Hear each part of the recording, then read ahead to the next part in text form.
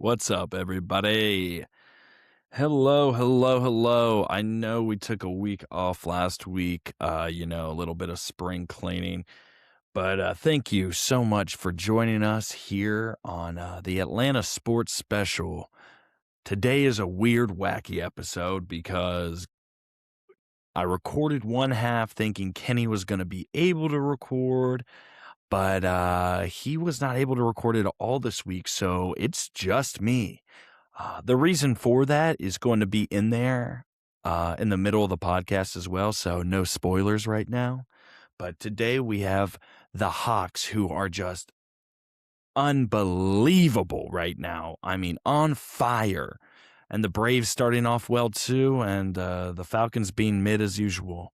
Anyway, to get more into that, we thank you guys for joining us here. I think I already said that, but let's get it. Yeah! ATL on the rise, you know how we do.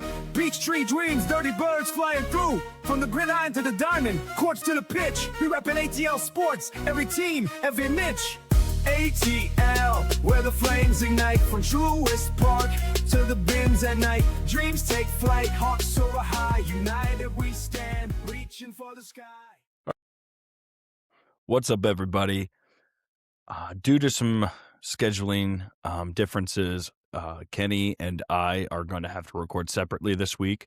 So I will be covering the Falcons and Atlanta United, as well as the Atlanta Dream, as he will be covering the Hawks, who last night, or I guess this comes out Friday, so Wednesday, narrowly escaped blowing a huge lead against the Detroit Pistons in overtime. It was just absolutely ridiculous. I mean, it was a heart-stopping game. It just shows you that no matter how hot an Atlanta team can get, they're still an Atlanta team, and you always got to just remember that near the finish of games. So to kick things off with the Atlanta Falcons, we have some very interesting free agency moves. In fact, I think some of the better free agency moves. In fact, one of the best free agency moves that we have made all season, or I guess all off season. And that is with the departure of Tyler Algier, we have a gap to fill, or we had a gap to fill with an RB2. That 1-2 dynamic punch that we had with Bijan and Tyler is now going to be Bijan and Brian Robinson Jr. Yes, we have Bijan Robinson Jr. and now we have Brian Robinson Jr.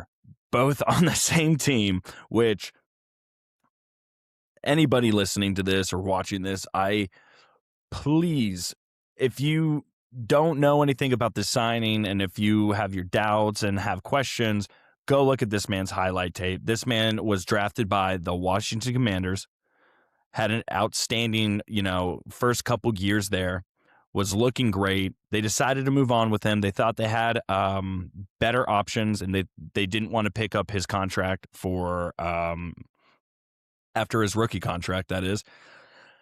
So he went and got traded to the 49ers, where he was backing up CMC. And who better of a mentor to have and be running behind than Christian McCaffrey, one of the best running backs we have seen in our generation. Brian Robinson Jr. and Bijan Robinson Jr. have both been notable people to train with Christian McCaffrey. So the connection seemed to already be there, and the fact that we have him now as our 1-2 punch with the second RB option is phenomenal. I don't think people understand how good this is for the Falcons. This is one of the most outstanding moves we could have made. We all know and knew that we needed a hefty running back too. We needed somebody to really be a bowling ball and be able to really take those tough hits and be able to give Bijan some breathing room. So this is probably the best signing, in my opinion, that we're going to have this free agency, but I guess that doesn't take much when you're signing people like Tua Tagovailoa. Not hating, just saying. With that on top, We signed another running back with Tyler Goodison. He is going to be an RB3, RB4 option from the Indianapolis Colts. A great, again, coming from another good running back room with Jonathan Taylor. So we are just getting younger guys who, which Brian Robinson's a little bit older and Tyler Goodison has been in the league for a couple years. So, mid-aged for a running back type running backs, but they have the experience. They have that starting experience with Jonathan Taylor that went down. So Tyler Goodson got a lot of those reps in. And then Brian Robinson Jr. being a starter and having, the man got shot and like 6 times, and he came back and started performing insanely after like 5-6 weeks of recovery into the NFL. So that is just something to be on the lookout for, because I mean, I stopped everything I was doing once we signed this guy. I couldn't believe it. I mean, that was the best news I've heard all week.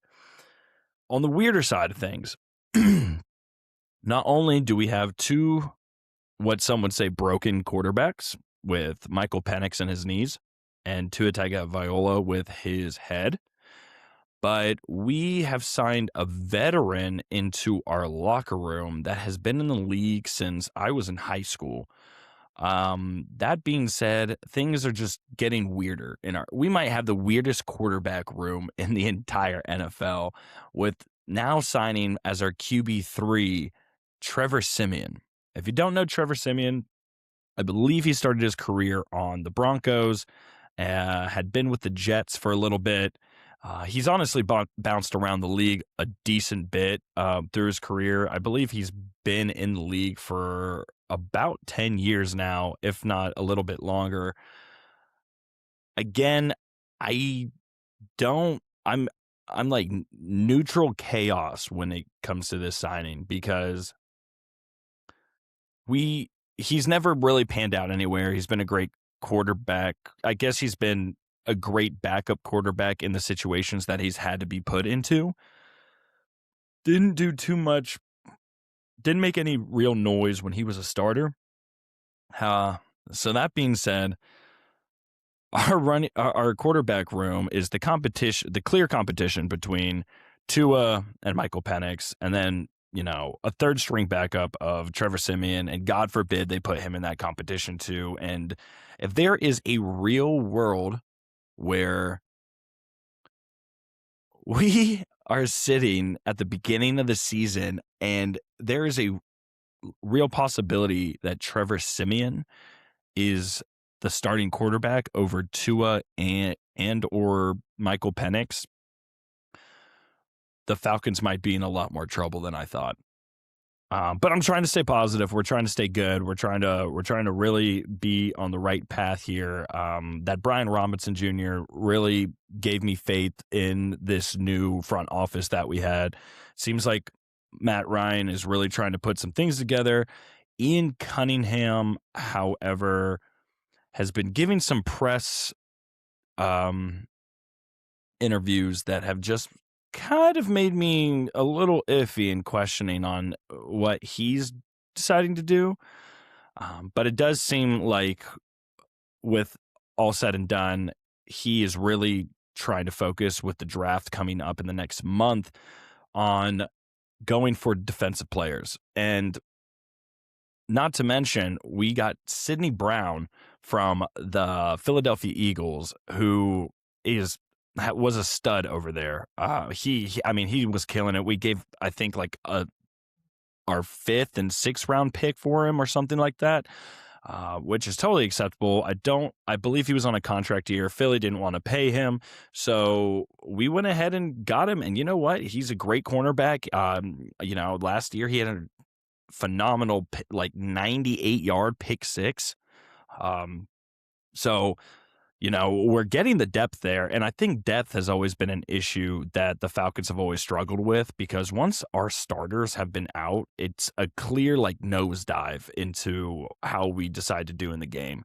So it's a real it's things are looking up from the perspective of free agency right now, and we're basically getting all this depth and all these guys that have so much potential for almost dirt cheap, which, we're still having to pay Kirk Cousins. So, and then eventually, and we franchise tagged Kyle Pitts. So, in the next, couple years, we're really going to need that money to pay Bijan, Kyle Pitts, asterisk right there if we decide to re-sign him. And we're going to have to give the bag to Drake London. I mean, there's no doubt about that. 3 years in, we still don't know if Michael Penix is that guy. So I don't believe there's any way he would, be really trying to get that to get a bag contract wise. He hasn't really proven anything. I don't think he would stray to another team either, due to the fact that nobody has really seen what he could do. He had a lot of flashes in the pan last year when he was healthy, but that being said, we just have some really phenomenal young talent on our team right now that we are going to eventually have to pay. And that Kirk Cousins move off $180 million was just not great, because we weren't looking for the future, clearly, and we still took a quarterback with that ninth overall pick. So it seems like this new front office is really trying to do damage control and just trying to pick up the pieces of what Terry and, oh my gosh, Raheem Morris left behind. So the man's so far out of my mind, I almost forgot who he was. So it's going to be very interesting to see what we do in the next couple weeks leading up to the draft, and seeing what we really want and what we're going to go after, which I think it's going to be a lot of secondary, a lot of linebackers, and with the uncertainty of James Pierce Jr., it is going to probably be a pass rusher, edge rusher of some sort. So that is something definitely to look out for. But overall, like, the free agency started real questionable, started very, very toxic in my opinion, but it seems like we're kind of getting back on track. We're focusing on the holes that we need to fill, and I think we have something kind of brewing here. So it's I've said this so many times before, but it is a new day in Atlanta, and it's going to be fun to see what we decide to do in the draft. So going over to Atlanta United. Atlanta United had a match this past Saturday, March 21st, against DC United, Washington, DC's team, clearly. And unfortunately, that game ended with 0-0. So we had 65% possession. We had only two shots on goals, 9 shots total. And, we beat them like crazy in passes. We had almost 800 to their 300. So it's just, it was a stalemate of almost the whole match. It seemed like we really were trying to, with possession being at 65%, you got to cook something up. We got just some guys staying in limbo right there in the field that are not putting the shots up that we need. So it's either, kudos to DC United just playing great defense, and us too playing good defense. So it's just, when you see a stalemate like that, it's just such a boring game. I know, like, many people that listen to this aren't like the biggest soccer fans probably, and we don't go crazy in depth with them because we try to focus on the main three. But Atlanta United, has become a huge staple in Atlanta over the past couple years. And, the games are so much fun to go to.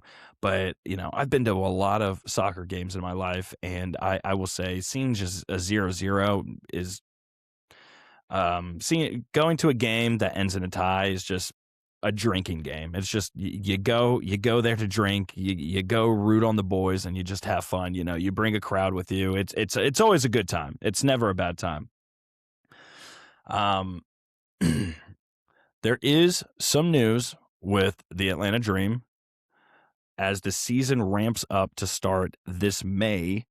We have a Atlanta Dream has a historic milestone they have set where they have established themselves to be able to play 5 games in State Farm Arena this season, which I went to a game last year. It was against the Indiana Fever. And, if you pay attention to the WNBA, of course, Caitlin Clark is putting butts in seats. She's a phenomenal. She's changing the way people look at the WNBA, and I don't think that's up for debate. Everybody is tuning in now. She's with the drama she brings to other players, the way she plays in general. I mean, watching her shoot threes is just so mesmerizing. So, speaking of which, 2 of those games that are going to be played at State Farm will be against the Indiana Fever. So get your tickets, go out to that game, because it was more packed than most Hawks games that I've ever been to. And, get some nosebleed seats for like $15. There's so much. They are a lot of fun to go to. It's a good time. So, but that's huge news for them. The WNBA is growing really fast. The game is growing, and it's great to see that they're getting their opportunity to really show themselves in State Farm, as they've just been pretty on fire for the past 2 seasons.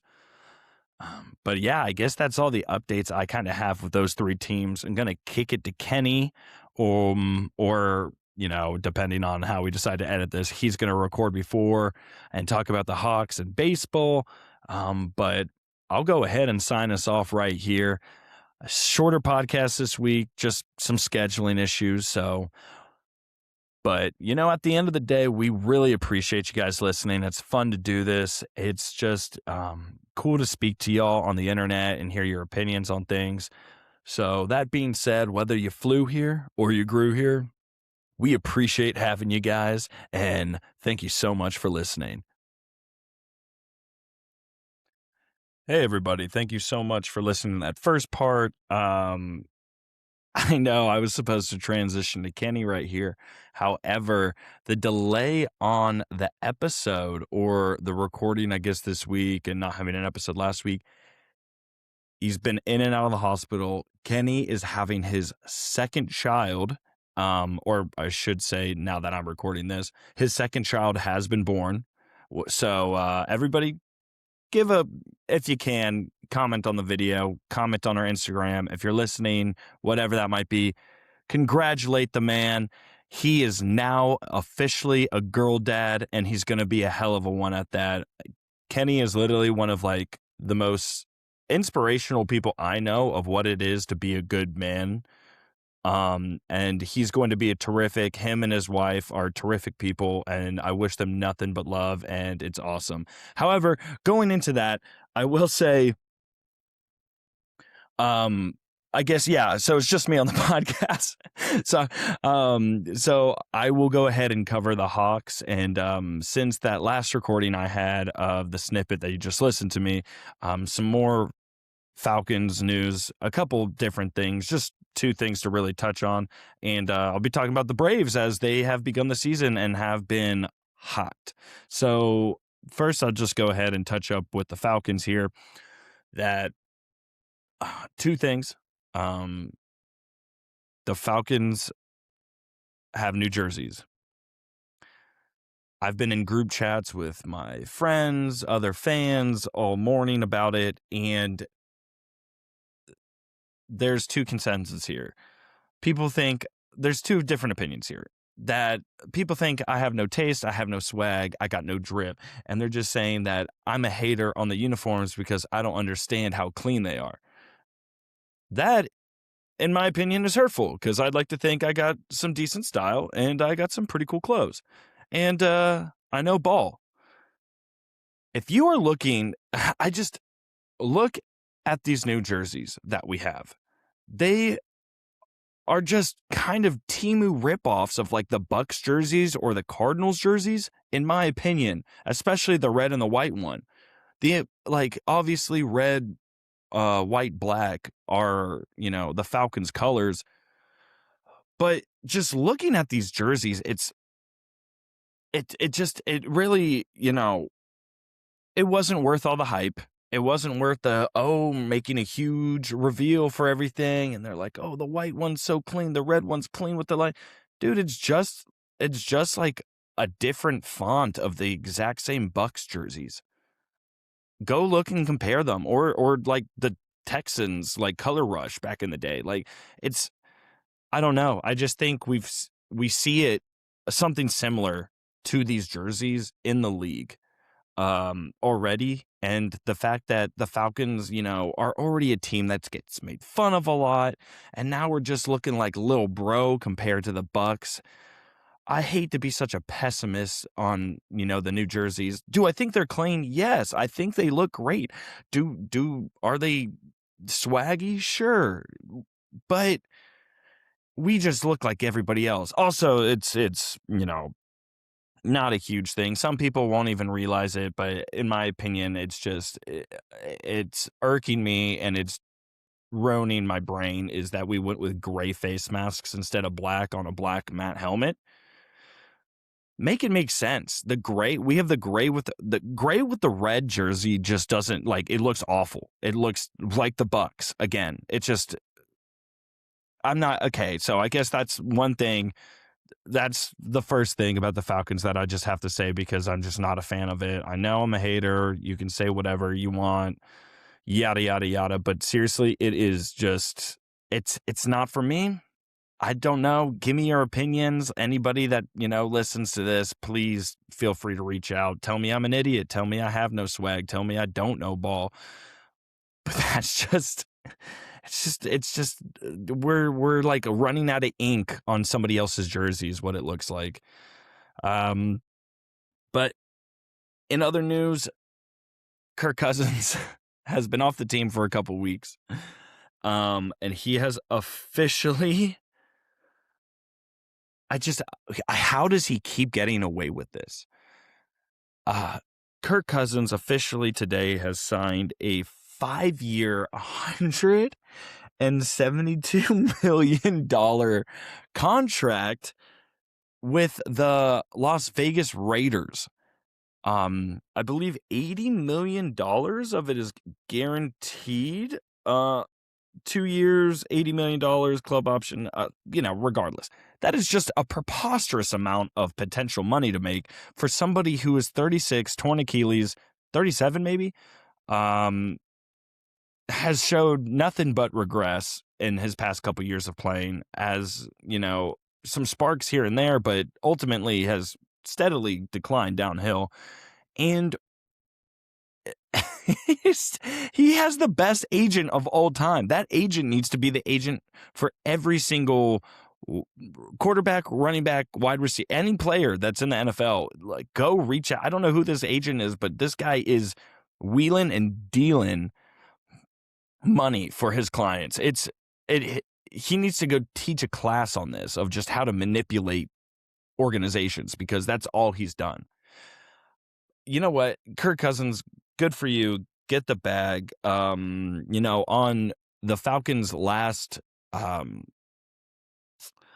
contract with him, we were set a lot of dead cap. However, with the signing to Oakland, it turns out we will only have to pay him $8.7 million this season, and I believe the Raiders are taking over the rest of that. So this signing is so unbelievably huge for the Falcons, especially with the years coming up of, we're going to have to re-sign Kyle Pitts.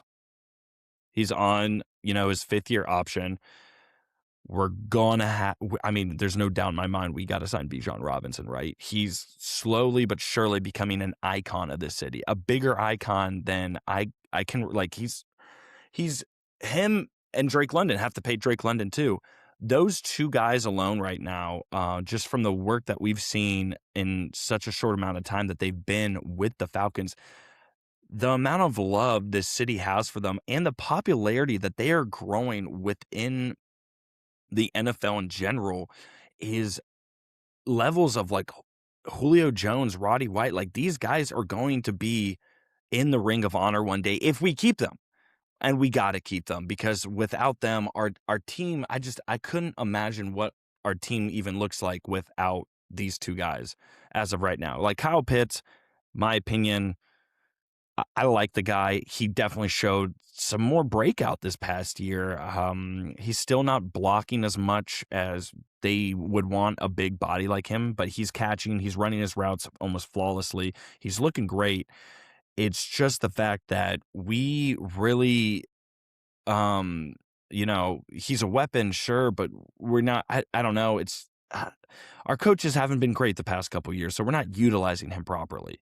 In my in an opinion based setting here, but it's it's do or die with Drake London and Bijan Robinson. Like, we need those guys. That is a clear wide receiver one. Drake London, 6'4", 230, 225. Crazy. Bijan, just insane. Some of the craziest cuts, some of the greatest route, some of the greatest running in the NFL, like him, Jahmyr Gibbs, Christian McCaffrey, like all those. I mean, he is a top 3, if not the best running back in the league. And I say that full-heartedly, not even in a biased perspective, but like from an NFL ball knower, he is in general, this is the first time I remember like a running back for the Falcons since maybe Michael Turner, maybe potentially Devontae Freeman somewhere in there, that were like, you go to a random fan in Arizona or a random fan in California, any NFL fan in any other state, and you just go, oh yeah, um, yeah, I really like the Falcons, and they will sit there and be like, dude, Bijan is something different. People speak about him like they were speaking about Saquon Barkley 2 years ago. They speak about him like they speak about Christian McCaffrey. They just say that boy is different, and we need to keep anything that's different on our team for sure, because the last thing we need is seeing these guys, as we've seen, like with Nate Landman defensively, and now probably Caden Ellis, that when we get a star, when we finally find a diamond in the dirt, we've been letting them walk, especially on defense, and we see them succeed so greatly on another team. It's heartbreaking, it's wrenching, it's gut-wrenching, because we do what we can to, like, we always say, like, the teams in the past, the, general management have just always been like, oh, we're like really building something special. We're trying to build something long-term. We haven't seen any proof of that. It's I don't know. It's kind of, and now I don't know. I'm just rambling here, but it's just, it seems like we really do have something building in the next 2 years here. Our quarterback room is the laughingstock of the NFL, but I mean, our division is also the laughingstock of the NFL. So, like, why not us? Like, why can't we make the playoffs? I think there's just, sorry, let me conclude here. This is what happens when I record by myself. We need to just keep these stars that we have on our team, because these are guys that people are going to remember for a very long time. And that being said, let's go ahead. If we want to talk about some stars, let's talk about them Hawks, baby. The Hawks, as of right now, and I'm not sure if it's official, but we have finally, seems like we've broken this steady 4 or 5 year curse of, we are actually the 5th seed and will not have to play in a play-in game. Like, we're just in the playoffs. And I don't know, like, maybe just like from the past couple years of me like kind of sleeping on the Hawks, because I think everybody has been just, casually keeping up with it. I couldn't remember the last time we just fully made the playoffs and no issues. Like, we are in a playoff game. And as of right now, we are in a playoff game. I think the craziest and most notable thing about this is, I mean, we were 12th, 8th, like 9th. We were in that area for the almost the entire season. And we are on one of the craziest, most historic runs that I think any franchise in the NBA has seen, from just a perspective of like a comeback. We were so unbelievably mid-tier. We were at the bottom tier of our conference. in our division, and like where you see us now is we have been on fire, and unfortunately, like it's the craziest butterfly effect, right? Because all of this is due to the fact, well, we've been on this run ever since Kenny and I went to that game on in February. Been on a run ever since. You could thank us later. No, but seriously, I think it's the transition of getting rid of Trey Young. I mean, again, I've never been like the most massive basketball guy until I started, paying attention a lot more due to us recording this podcast. But since the departure and trade of Trey Young, we have had CJ McCollum, we've had Kaminga, join this team, and Jalen Johnson step up, and Big O and Nall just be some of the most elite players in the NBA right now. And yeah, that might be maybe blown out of proportion, but since the departure of Trey Young in the middle of February, we are on a 16-2 run. 16-2. We've lost 2 games in a month and a half. That's not like this Hawks team is on fire and they're elite. I'm going to say it, elite, because you can say, oh, they're beating people like, I don't know, the Sacramento Kings. They're beating people like the Mavericks, who've been kind of bad, the Nets, whatever. We've also been beating the Warriors, which I get are injured, sure. We beat the Pistons. We've been beating Boston. We've been beating good teams. I don't think this is just, luck. This isn't just, oh, the run of the mill, like Hawks are getting hot and then they're going to completely disperse in the playoffs. We have a team right now that is looking so in line. The chemistry in this locker room, on this bench, on the court is something I don't know the last time I've seen. We don't have one guy that's making all the plays. We don't have one guy that's pretty much the whole team is running through. Every single guy is showing up and doing their job every single week. It is so unbelievable. If you listen to this and you have not been paying attention to the Hawks, I urge you to start watching these Hawks games, because what is happening right now in Atlanta, in State Farm Arena with the Atlanta Hawks, is something that I don't know if we might ever see again in at least my lifetime. I don't know. This might be a turn of the page where we see the Hawks start to become one of those elite teams in the NBA where people start talking about us and are scared of us. 16-2, a month and a half. We went a whole month without losing a game. That's so much fun to say. I don't know what it's like to win like this. I don't remember what it's like. It's